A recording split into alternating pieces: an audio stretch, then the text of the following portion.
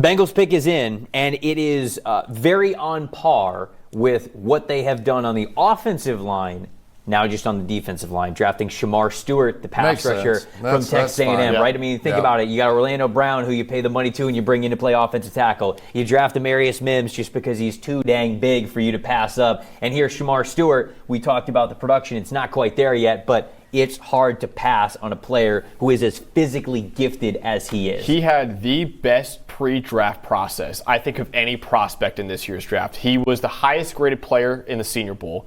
He had a basically perfect combine. He was an unbelievable combine. You see some of the highlights from the Senior Bowl right here. 6'5", 267 pounds, 96th percentile vertical, 98th percentile broad jump, 91st percentile 10-yard split, 90th percentile 40-yard dash. So I get, yes, the pass rush production isn't there, but you see some of the reps right here against some all-star offensive tackles. There is a lot to unlock there with Shemar Stewart. He's already a great run defender as well. He's the most physically gifted edge rusher we have in this draft. Yeah, and I think Chris said it right. If we could just add anything to the arsenal and teach him how to rush the passer, this is the type of big home run swing the Bengals needed to take, right? I feel that way about two teams in the latter half of this first round, the Bengals and the Buffalo Bills. They need to take a swing, a big home run swing to raise the ceiling on this defense, and especially if they do get to keep Trey Hendrickson. I think Stewart's a great complement to Hendrickson. Hendrickson, the dynamite pass rusher. Stewart, another guy like Mykel Williams. Great run defense production. There's no question about that. His size and length are a monster in run defense, especially for Al Golden. I think bringing a lot more four-man fronts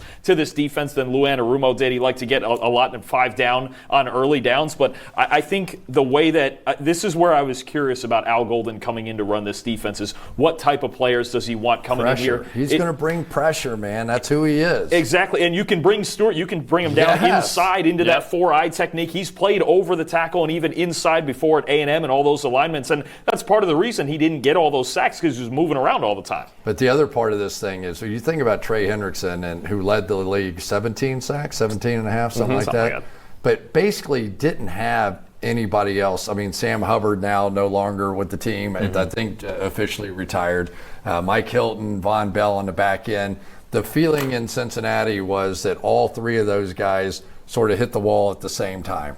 And so when you think about the year that Hendrickson had, to lead the NFL in sacks with basically not another threat over there, it wouldn't surprise me at all to see them come back to the defensive line as well and get inside at the tackle position and just try and really shore that up. So many of them in this draft. I mean, is Myles Murphy just done now in Cincinnati?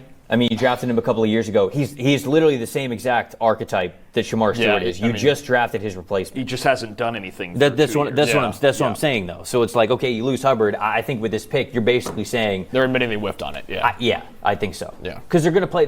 Those players would say that we'd play the same position, right? Unless you are having Myles Murphy gain more weight and try to play him inside, right? Yeah, which he can. I mean, he's big enough where that could be the case, but I think there was a chance for him to be their edge rusher this year, and I just don't know what you do with him now. I think it's another player you can see traded by the end of the weekend. Honestly, it depends, because he's not tied to Al Golden, right? That's the thing, is Golden coming in here, they're going to tell him, hey, get the players that you want, and whoever you think should play. And look, there's not much on Murphy's 2 years of tape that says he should be a starter on that team.